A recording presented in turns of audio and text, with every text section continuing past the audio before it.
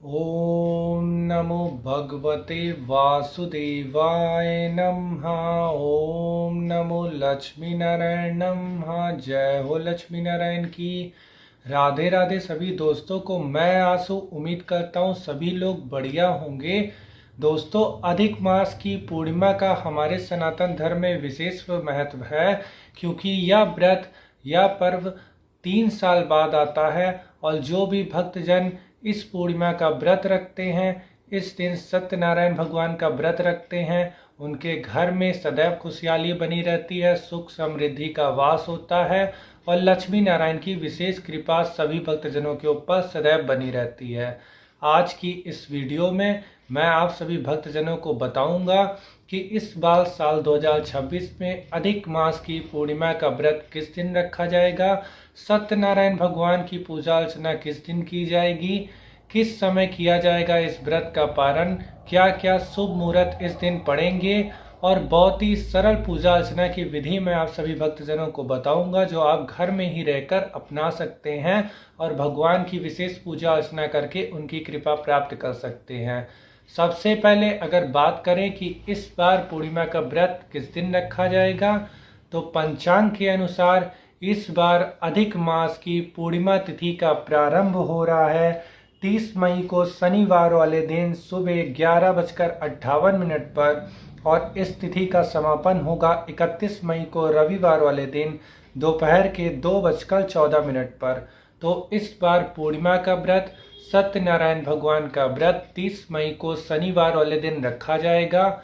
और जो भी भक्तजन पूर्णिमा का व्रत रखेंगे, जो सबसे सरल पूजा अर्चना की विधि है वो मैं आप सभी भक्तजनों को बता दे रहा हूँ।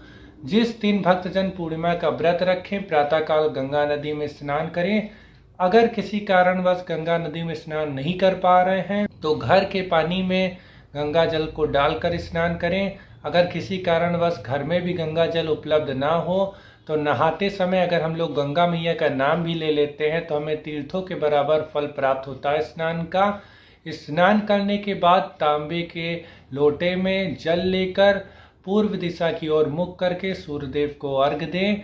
उसके बाद अपनी पूजा अर्चना को प्रारंभ करें। भक्तजन चाहे पूर्णिमा का व्रत हो, चाहे सत्यनारायण भगवान का व्रत हो, पूजा अर्चना को शुरू करने से पहले हाथ में जल ले लें, पुष्प ले लें और संकल्प कर लें। 3 बार भगवान विष्णु का नाम लें। ओम विष्णु विष्णु विष्णु कहकर अपना नाम लें, अपने पिता का नाम लें, अपना गोत्र का नाम लें। फिर कहें कि हे भगवान, आज हम व्रत रख रहे हैं। जो भक्तजन पूर्णिमा का व्रत हो पूर्णिमा का व्रत कहें, जो भक्तजन सत्यनारायण भगवान का व्रत हो वो सत्यनारायण भगवान का नाम लेकर अपना संकल्प करें और संकल्प करके भगवान को कह दें कि भगवान, हम आज आपका व्रत रख रहे हैं, कृपया करके हमारे व्रत को, हमारी पूजा अर्चना को स्वीकार करें और अपनी कृपा हमारे ऊपर, हमारे परिवार वालों के ऊपर सदैव बनाए रखें। फिर अपनी पूजा अर्चना को प्रारंभ करें। सर्वप्रथम लक्ष्मी नारायण को, शालिग्राम भगवान को विराजित करें। उनका गंगा जल से या शुद्ध जल से स्नान कराएं। स्नान कराने के बाद उनके ऊपर चंदन रोली अर्पित करें। माता रानी, माता लक्ष्मी के ऊपर सिंदूर अर्पित करें। पुरुष हैं तो माता रानी के चरणों में सिंदूर अर्पित करें। सिंदूर अर्पित करने के बाद भगवान को पुष्प अर्पित करें। माता रानी को लाल रंग के पुष्प अर्पित किए जाते हैं, भगवान विष्णु को पीले रंग के पुष्प अधिक प्रिय हैं। लेकिन भक्ति भाव के साथ प्रेम पूर्वक जो भी पुष्प हम लोग भगवान के ऊपर, जो भी सामग्री से हम लोग पूजा अर्चना करेंगे, भगवान उसको स्वीकार करेंगे। पुष्प अर्पित करने के बाद सुगंधित वातावरण के लिए धूपबत्ती, अगरबत्ती जलाकर भगवान को दिखाएं। धूपबत्ती अर्पित करने के बाद हम लोग अग्नि को प्रज्वलित करेंगे, जिसके लिए हम लोग घी के दीपक का उपयोग करेंगे।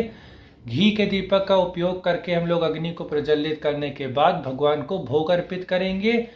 इस दिन जो भी भक्तजन व्रत हैं वो फलाहार हो गया, मौसमी फल हो गए, मिठाइयाँ, ये सब भगवान को भोग के रूप में अर्पित करेंगे।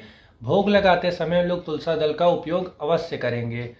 हम लोग अगर भक्तजन सत्यनारायण भगवान का व्रत हैं तो भक्तजन पूजा अर्चना करते समय पंचामृत का भोग भगवान को लगाएंगे और सत्यनारायण भगवान की व्रत कथा को अवश्य पढ़ेंगे। इतनी पूजा अर्चना करने के बाद भक्तजन कपूर जलाकर भगवान की आरती कर सकते हैं। अगर कपूर उपलब्ध ना हो तो भक्तजन घी के दीपक का उपयोग कर सकते हैं भगवान की आरती करते समय।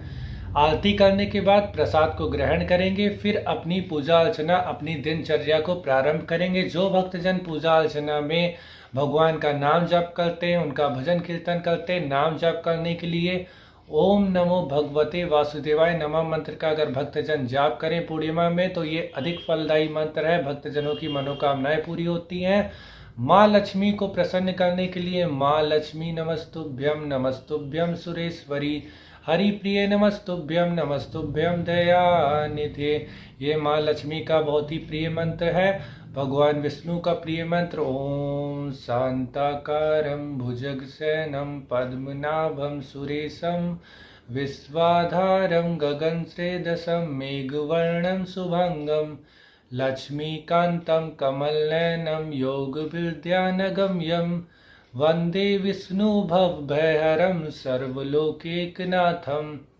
ये लक्ष्मी नारायण के मंत्र हैं जो भक्तजन अगर ध्यान करना चाहें तो ध्यान कर सकते हैं। इन सभी मंत्रों का नाम जाप कर सकते हैं, भगवान राम का नाम जाप कर सकते हैं, उनका भजन कीर्तन कर सकते हैं। और पूर्णिमा के दिन भक्तजन अगर भजन कीर्तन भी करें तो भी बहुत ही अनंत गुना फल भक्तजनों को प्राप्त होता है। और ऐसे हमारे सनातन धर्म की मान्यता है कि अगर भक्तजनों ने भक्ति भाव प्रेम पूर्वक के साथ कोई भी व्रत रखा है, कोई भी पूजा अर्चना की है, तो उसकी भगवान हम लोग की पूजा अर्चना को स्वीकार करेंगे। भगवान की कृपा सभी भक्तजनों के ऊपर सदैव बनी रहेगी। अब मैं आप सभी भक्तजनों को बताता हूँ कि इस दिन जिस दिन पूर्णिमा का व्रत रखा जाएगा, सत्यनारायण भगवान का व्रत रखा जाएगा, उस दिन शुभ मुहूर्त कौन कौन से हैं, तो इसको भी ध्यान से सुनिए। पंचांग से देखकर मैं आप सभी भक्तजनों को बता रहा हूँ। ब्रह्म मुहूर्त का जो शुभ समय है वो सुबह 4:08 से लेकर सुबह के 4:56 तक का है। सूर्योदय का समय सुबह के 5:45 तक का है। सूर्य अस्त का समय शाम के 7:03 पर है। इस दिन अमृत कलम का जो शुभ समय है वो सुबह के 11:57 से लेकर दोपहर के 12:50 तक का है।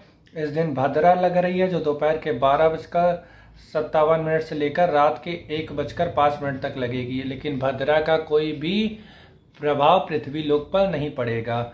राहु काल का समय है सुबह के 9 बजे से लेकर सुबह के 10:30 तक। राहु काल के समय कोई भी मांगलिक कार्य की, कोई भी पूजा अर्चना की, कोई भी यात्रा की शुरुआत नहीं की जाती है।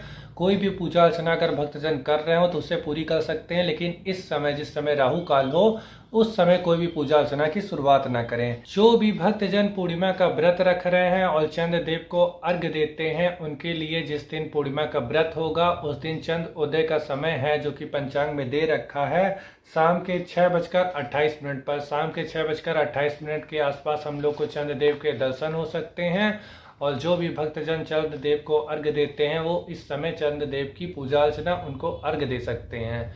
यही जानकारी थी दोस्तों जो इस वीडियो के माध्यम से मेरे को आप सभी भक्तजनों को देनी थी। फिर मिलते हैं अगली वीडियो में किसी और जानकारी के साथ। आशा करते हैं आप सभी का हर दिन हर पल मंगलमय हो। सभी देवी देवताओं की कृपा सभी भक्तजनों के ऊपर सदैव बनी रहे। राधे राधे सभी दोस्तों को।